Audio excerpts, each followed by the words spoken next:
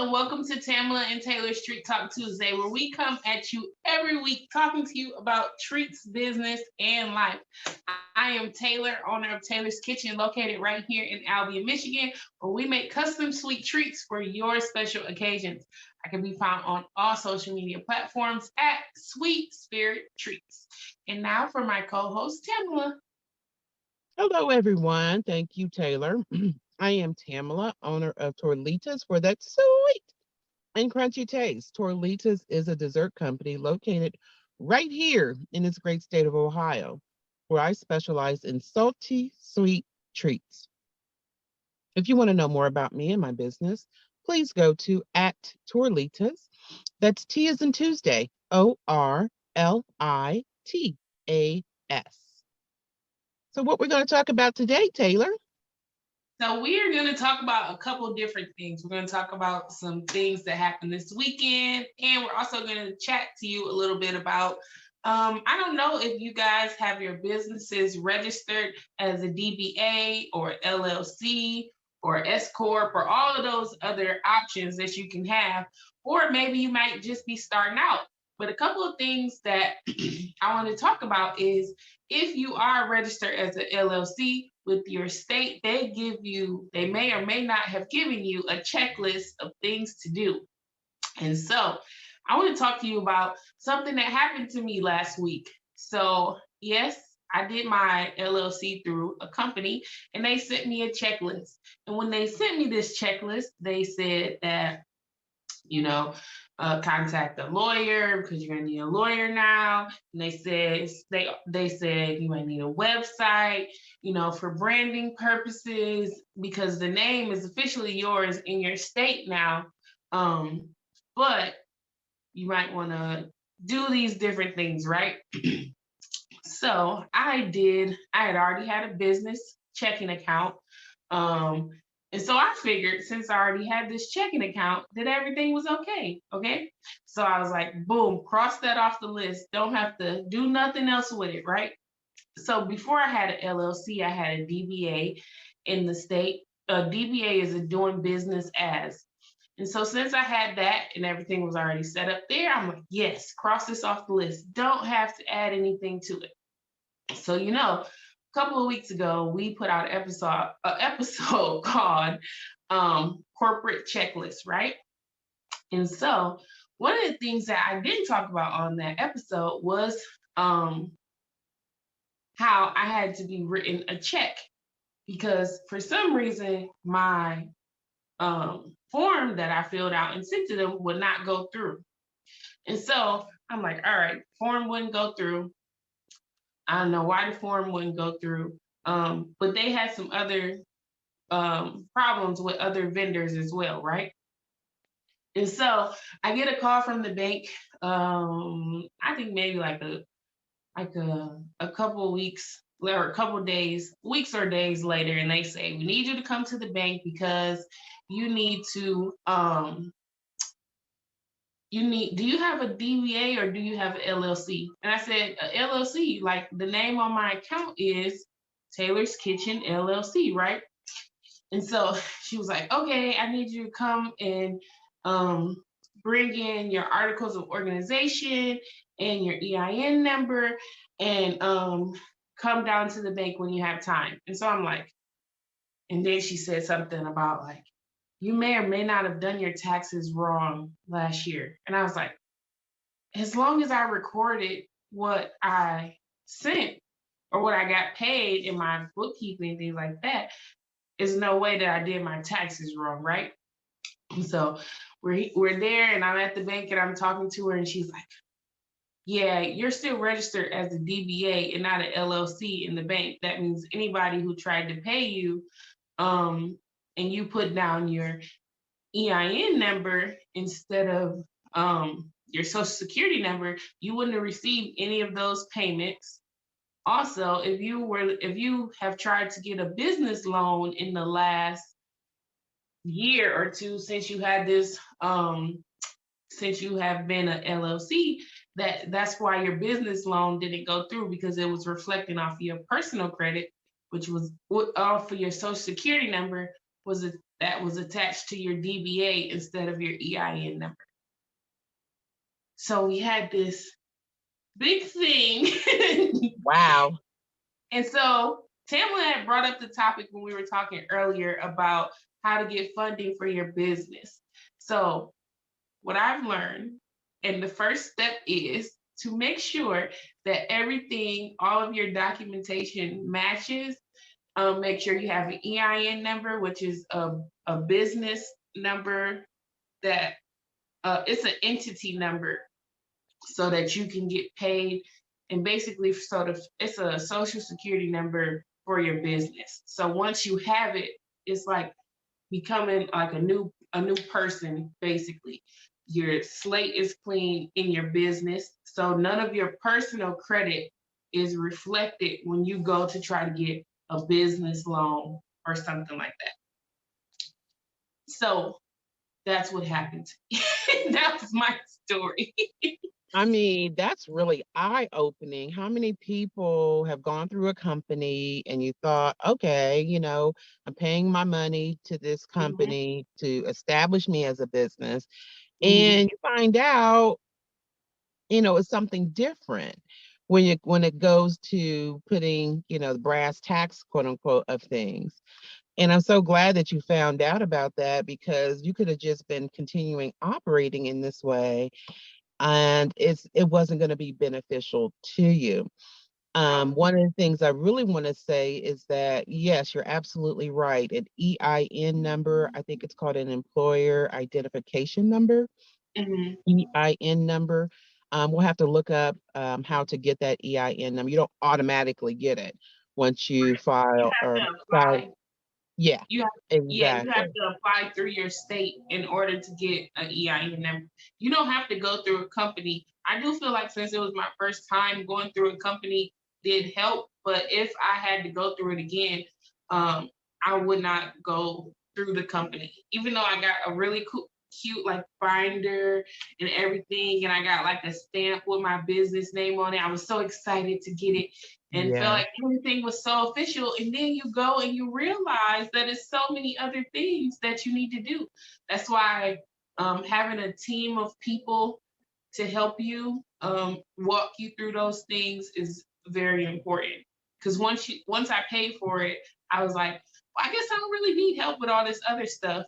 Um, like doing my website and different things like that. But you really do need help, even Yeah. explaining the process. Exactly. You do need help.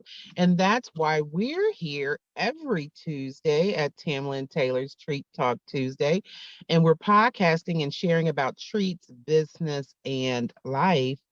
And I think that's some of the things that, if you want to go on our Facebook group, and it's under the same moniker, Tamlin Taylor's Treat Talk Tuesday, we may start putting things in there about business, a lot more about business, as far as, articles of incorporations, what's the difference, how to get a website, quote unquote, a website, how to get a payment processor. So maybe we'll start putting that information in those types of posts. Or maybe let us know in the comments, would you like a newsletter, a short newsletter, or a short video, vlog newsletter, Mhm. to show you how to do those things and walk you through the process? Or do you want a webinar, a class to walk you through the process? Now, every articles of incorporation may be different from state to state. I'm almost certain it is. Yeah. However, there are people out there that you're paying your taxes for that is going to help you, if it's downtown or it's uptown, or there is a minority business office if you're a minority, whether you're women or person of color, um, or it could be male, of course. We just have an audience of women right now, a few men, I think, and that's great. But there are people who are in place to help you get your business up and running. And Right. if you don't want to talk to them, you can do it online and things like that. Because I know this process is overwhelming. I get it. I totally get it. I think that It's a good idea to take one thing at a time, just Right. one thing at a time, because I'm in the process now of doing some new things too. And it's like, goodness, where is that paperwork? you Right. know, or, I Right. know I have it. I know I found a way. What email is it under?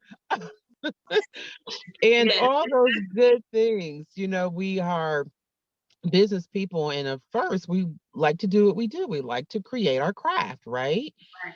And we like to do that first. That's the easy part. I always tell people, my new business owners and things like that, when we're getting in the process of creating their LLC or their articles of incorporation, and I'm available too.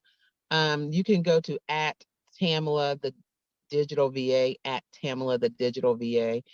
That's T as in Tuesday, and on Instagram, because that's what I do in my other life. Okay. But it's really overwhelming, first of all. And I know that it's good to take small pieces, because we're all doing what we love. But this other side of things that help you, be legit Right. is a lot. And Taylor, I'm glad you reached out, to someone to just get started, because a lot of people, that stops them even, getting started. You know what I mean? And Yes. there's so many programs. There's so many. Oop, I got to sneeze. Allergies. Yeah, so like Tamara was saying, there are so many programs, and what she is not going to say is that she does have a degree in business. And so me and her talk about business a lot, and just the different facets of business and the different types of business that you can be into. There's people that specialize just in incorporating businesses. There's people that specialize specifically in taxes.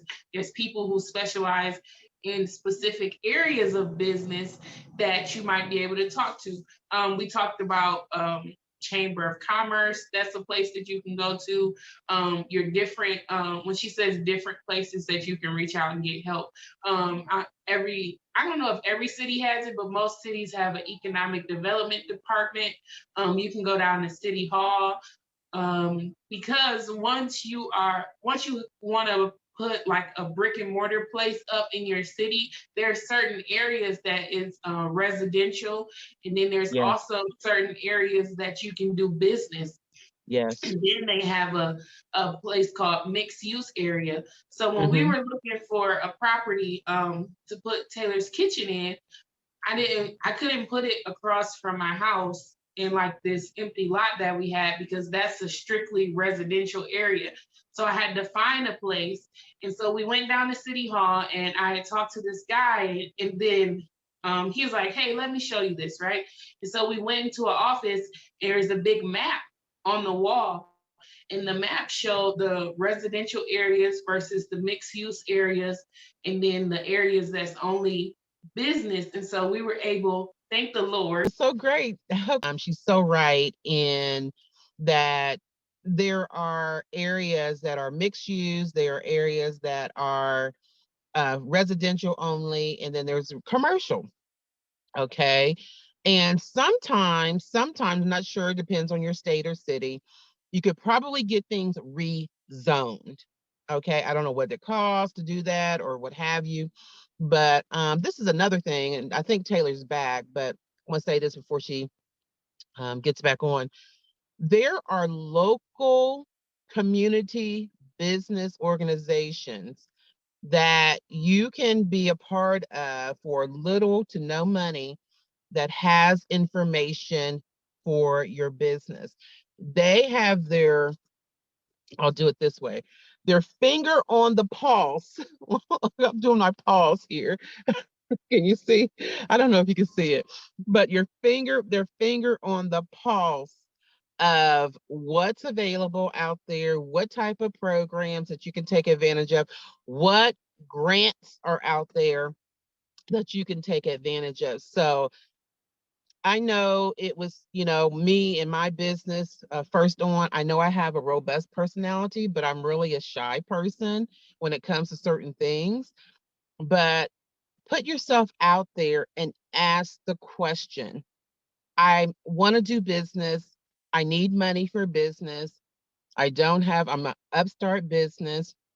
And if you got $100, $1,000, or you can get yourself on a hand on a $5,000 to get a loan to make, there's organizations out there that will match that money for you.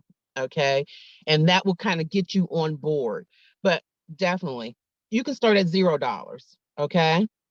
I understand that. There's Treat Talk Tuesday. You can find us every Tuesday at 12 noon on YouTube, anchor.fm, or anywhere that you find your podcast. And we'll be back soon. You can email us at treattalktuesday@gmail.com if you have any questions, comments, or if you would like to be a guest on our show.